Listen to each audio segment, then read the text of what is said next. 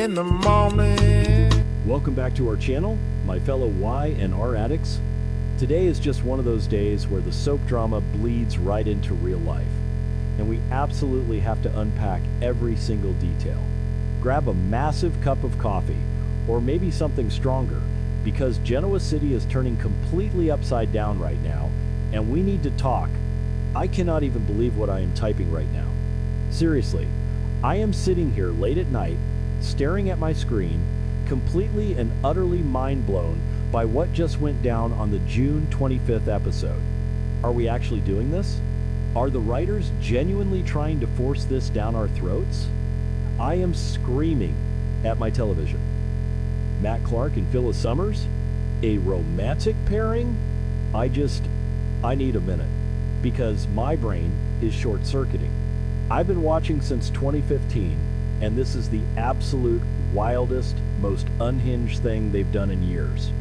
I am so emotionally worked up over this that I can't even form a proper sentence, but I have to vent to people who actually get it. Am I the only one who is looking at this screen and wondering if someone slipped something into my drink? Matt and Phyllis. Phyllis and Matt. It sounds like a horror movie title, not a soap opera super couple. Okay, let me back up. Let me just explain what actually happened before I completely lose my mind. On the latest episode, Matt Clark, yes, the cold-blooded, psychotic, manipulative Matt Clark, literally asked Phyllis Summers out on a date. And not just a casual let's grab a coffee date. He was laying it on thick. He called her radiant. Radiant. I mean, when was the last time anyone in Genoa City gave Phyllis a genuine compliment that didn't have strings attached? She looked completely taken aback, and honestly, so was I. And let's not forget the sheer absurdity of this dynamic. Phyllis literally knocked this man unconscious and tied him up not that long ago. But Matt, he doesn't even care. He doesn't blame her. He still thinks she's this wonderful, kind-hearted person. It is so weirdly twisted and bizarrely fascinating that I can't look away, even though I desperately want to cover my eyes. He is completely smitten with her, and she is actually entertaining it. And you know who is absolutely not entertaining it? Summer Newman. Thank God for Summer, because she is the only one making any sense right now. Summer is aggressively voicing her opposition to this horrifying romance, and I am 100% on her side. I mean, can you blame her? Summer and Daniel have been holding Phyllis at arm's length for ages. Phyllis is already a total pariah in town, struggling to rebuild her relationship with her kids after all her disastrous choices. Summer has been trying to help her mom, trying to navigate this insane war with Victor, and what does Phyllis do? She starts batting her eyelashes at the very man who has terrorized their family. Summer's reaction is everything I am feeling. She is furious, she is disgusted, and she is terrified for her mother. Because let's be real, dating Matt Clark is not a cute little rebellion. It is a literal death wish. Because we have to talk about Matt's history. We cannot just sweep this under the rug like it's some minor indiscretion. This man is a monster. Remember when he tortured Nick Newman? Remember the horrific things he did to Sharon Newman? He raped Sharon. He blew up buildings. He has left a trail of trauma and destruction so deep that Genoa City is still scarred by it. And now we are supposed to just watch him flirt with Phyllis at the GCAC like he's some misunderstood bad boy? No. I am sorry, but no. I know soaps love a good redemption arc, but there are some lines you just don't cross. How is Phyllis, who is married to Nick and is the mother of his child, even able to look Matt in the eye without feeling sick? It makes my stomach turn. But then again, Phyllis has always been drawn to the darkness, hasn't she? Wait, I'm getting ahead of myself. Let me take a breath. Okay, back to the point. The head writer, Josh Griffith, actually did an interview with Soap Opera Digest recently, and his comments are driving me absolutely insane. Griffith officially confirmed that Matt and Phyllis are a new couple that we are supposed to be rooting for. Rooting for? He literally said that this pairing couldn't be more delicious. Delicious? Josh, Are we watching the same show? But he went on to explain his reasoning, and as much as I hate to admit it, I kind of see what he's trying to do.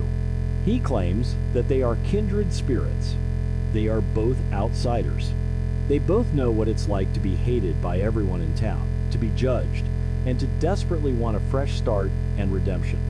I mean, sure, I get the psychological angle. Phyllis is at her lowest point.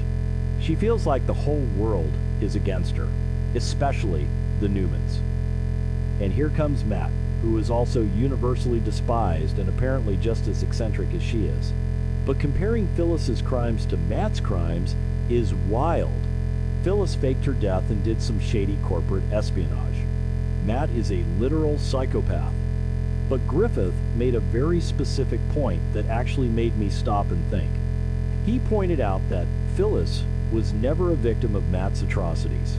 Unlike Sharon or Nick, Phyllis doesn't have that visceral PTSD-level trauma associated with Matt. To her, his crimes are just stories. They are abstract. And because she didn't live through his terror firsthand, it's easier for her to look past it and see the man underneath. And let's dive into Phyllis's headspace for a second, because I am trying to figure out how she justifies this. Phyllis is incredibly lonely. She is isolated. Her kids barely tolerate her, her business is under constant attack from Victor, and she has no one in her corner. Then Matt swoops in. He doesn't judge her. He doesn't look at her like she's a piece of trash. He looks at her like she is radiant. For a woman who has been starved of genuine affection and validation, that is a highly intoxicating drug. She is letting her guard down because she is desperate for anyone to be on her side. She sees a man who wants to change, who wants to be redeemed, and she projects her own desires onto him. If Matt can be forgiven, maybe Phyllis can be forgiven too. It's a twisted, codependent trauma bond, and it is classic Phyllis Summers behavior. And I have to be completely fair here, even though I am raging. The chemistry between Michelle Stafford and Roger Howarth is unreal. Like, it is undeniably electric. These two actors are absolute soap legends. They are both so unpredictable, so quirky, and so dynamic on screen that you literally cannot take your eyes off them when they share a scene. Griffith was right when he said it's always fascinating to see where they take a scene. They have this crackling energy that transcends the terrible writing. You can feel the tension, the weird humor, the dark undertones. Even when I am screaming at my TV telling Phyllis to run away, I am glued to the screen because Stafford and Howarth are acting their faces off. They elevate this bizarre storyline into something that is weirdly captivating. But the fallout, oh my God, the fallout is going to be catastrophic. Summer and Daniel are going to completely cut her off. Summer is already voicing her fierce opposition. But if Phyllis actually goes through with this and starts publicly dating Matt, it's over. Summer is fiercely protective of her family, and Nick is her father. How can Phyllis expect Summer to come over for Sunday dinner when her new man is the guy who tortured Nick? It is a massive slap in the face to her children. Phyllis is constantly crying about how she wants her kids back, how she wants her family whole again. But then she goes and does the one thing that is guaranteed to push them away forever. She is self-sabotaging on an epic scale, and it is so frustrating to watch. And can we talk about Nick and Sharon for a second? Imagine Nick's face when he finds out about this. Nick is currently spiraling. He is battling a horrific fentanyl addiction, his life is falling apart, and now he is going to find out that his ex-wife, the woman who just saved his life, is dating his worst nightmare.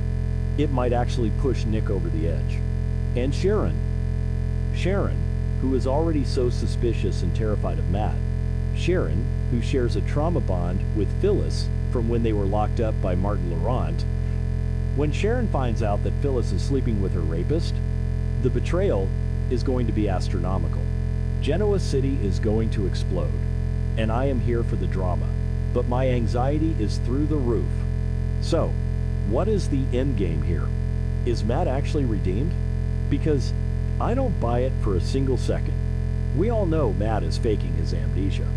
We know he is playing a massive, long-game revenge plot against the Newmans. He is manipulating everyone, and I am terrified that he is manipulating Phyllis too.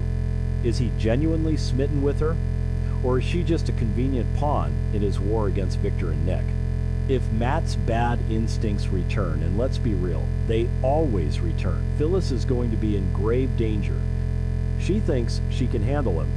She thinks she is the one in control because she knocked him out once. But Matt Clark is a different breed of evil. When the mask slips, Phyllis is going to realize she is sleeping with the devil, and it might be too late. I know some people are loving this. I've seen the forums, I've seen the group chats. Half the fandom is swooning over the bad boy and the outcast trope. They love the chemistry, they love the dark romance, and they want Phyllis to have a man who worships her. And, look, I get it. We all want Phyllis to be happy. But personally, I think this is a ticking time bomb. I cannot ignore the history. I cannot ignore what he did to Sharon. Am I the only one who feels like the writers are crossing a massive line by trying to romanticize this man? It feels dirty. It feels wrong. But it also feels like classic daytime television, where the villains get the girl and we all just have to sit back and watch the train wreck unfold. And let's not forget the Victor Newman angle in all of this. Victor is currently using Matt as a pawn to spy on Kane Ashby. Phyllis is currently in a brutal corporate war with